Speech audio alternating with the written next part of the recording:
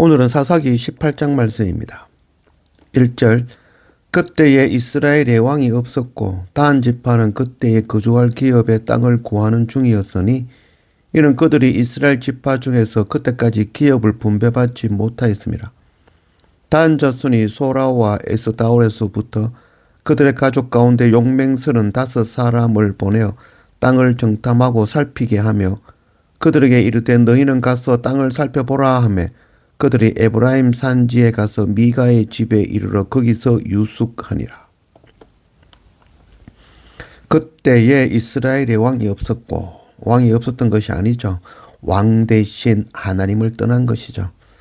단 지파가 하나님 주신 그 가나안 자기 기업을 버리고 다른 땅을 찾기 위해서 사람을 보낸 것이죠.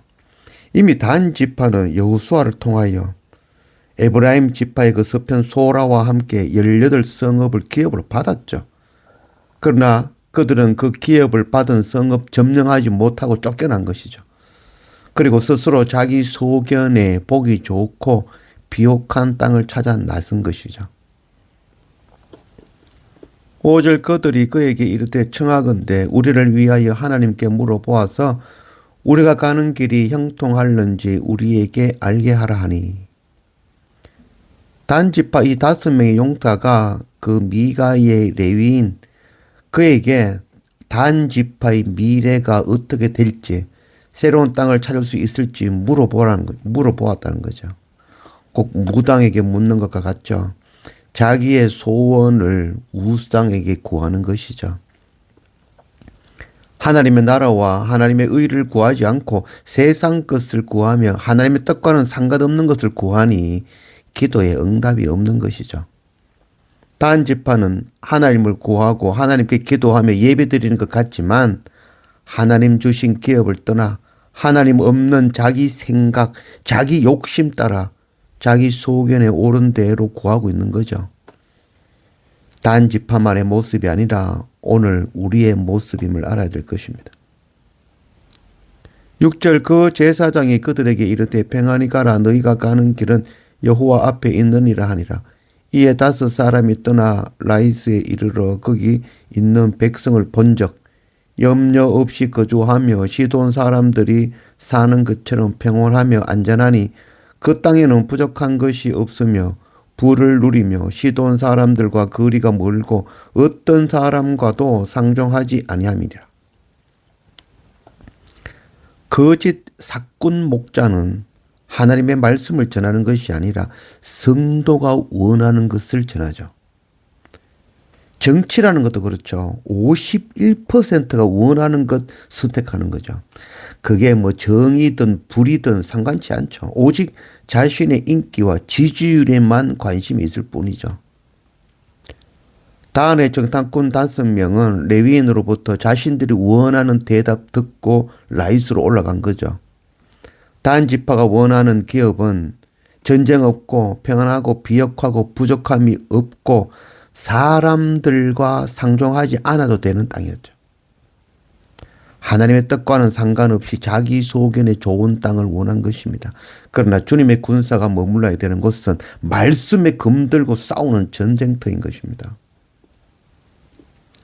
11절 단 지파의 가족 중 600명이 무기를 지니고 소라와 에스다올에서 출발하여 그들이 그에게 이르되 잠잠하라 네 손에 입을 대라 우리와 함께 가서 우리의 아버지와 제사장이 되라. 네가 한 사람의 집에 제사장이 되는 것과 이스라엘의 한 지파 한 족속의 제사장이 되는 것 중에서 어느 것이 낫겠느냐 하는지라. 그 제사장이 마음에 기뻐하여 에봇과 드라빔과 새긴 우상을 받아가지고 그 백성 가운데로 들어가니라. 단 지파는 용사 600명을 먼저 라이스로 보냈죠. 라이스로 가기 전에 그 미가의 신상을 빼앗고 미가의 그 제사장도 데려가는 것이죠. 그 신상이 바로 자신들이 원하는 소원대로 주었던 여호와 하나님이라고 생각한 거죠. 미가의 그 신당 레위인의 반응은 이것을 하나님의 뜻으로 알고 감사하며 기쁨으로 짐 싸서 단 지파와 함께 떠난 것이죠. 조건 보고 움직이는 그런 목사 같은 그런 모습이죠. 참 안타까운 모습이죠. 이 사건은 이제 이후에 솔로몬 이후에 에브라임 지파인 여로보암이 남유다로부터 북이스라엘을 분리시키고 단에 베델, 단과 베델에 금송아지 만들어 섬기게 하는 그런 결과를 가져오게 되는 것이죠. 27절 단 자손이 미가가 만든 것과 그 제사장을 취하여 라이스에 이르러 한가하고 걱정 없이 사는 백성을 만나 칼날로 그들을 치며 그 성읍을 불사르되 그들을 구원할 자가 없었으니 그 성읍에 베드르홉 가까운 골짜기에 있어서 시돈과 거리가 멀고 상종하는 사람도 없었음이었더라. 단 자손이 성읍을 세우고 거기 거주하면서 이스라엘에게서 태어난 그들의 조상 단의 이름을 따서 그 성읍을 단이라 하니라. 그 성읍의 본 이름은 라이스였더라. 단 지파의 600명의 용사들이 한가롭게 무방비로 살고 있던 라이스 사람들을 치고 점령하고 그곳을 단이라 불렀습니다. 이거는 전쟁이 아니라 약탈이며 습격이었죠. 가나안 땅이 이스라엘 백성들에 의하여 진멸된 것은 가나안이 하나님을 거부하고 하나님 없는 것 죄로 가득하였기 때문인 것이죠. 그러나 지금 라이스는 그저 단 지파의 칼에 의해서 습격당하고 빼앗긴 것이죠. 그리고 그들은 이것이 하나님의 뜻이라고 하고 있는 것이죠. 30절 단 자손이 자기들을 위하여 그 새긴 신상을 세웠고 모세의 전자 요 게르솜의 아들인 요나단과 그의 자손은 단 지파의 제사장이 되어 그 땅 백성이 사로잡히는 날까지 이르렀더라. 하나님의 집이 실로에 있을 동안에 미가가 만든 바 새긴 신상이 단 자손에게 있었더라. 스스로 여호와 하나님이라고 부르는 그런 우상 신상을 세우고 자신들의 힘으로 얻은 라이스를 단이라 부르며 하나님 주신 땅으로 알고 거주하고 있는 것이죠. 이제 이 사사기 후반부의 말씀은 이런 부패한 모습은 바로 오늘날 우리의 모습과도 다르지 않습니다. 세상 마지막 날을 치닫고 있는 오늘날의 세상 모습, 종말이 어떠함을 계시하고 있는 말씀이라 하겠습니다. 미가와 또 미가의 신상을 모시는 그 레위인과 단 지파보다 오히려 지금 우리가 더 우상 숭배로 타락하고 부패했을 수도 있습니다. 우리의 기도와 우리의 예배를 점검해 봐야 되는 것이죠. 과연 우리는 하나님을 구하고 있는가?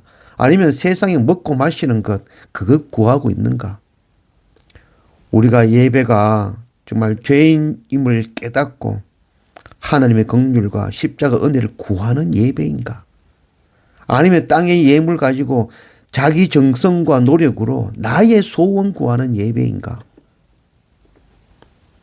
미가와 같이 우리가 믿는다고 하는 것이 하나님이 아니라 우상일 수도 있습니다. 예배는 드림이 아니라 하나님께로부터 받는 것이죠. 예배는 나의 감당 못하는 죄 앞에 엎드려 십자가 보혈의 은혜와 하나님의 긍휼과 성령의 인도하심을 간절히 구하는 것입니다. 날마다 영과 진리로 말씀과 예배 앞에 엎드리는 그런 우리가 되기를 원합니다.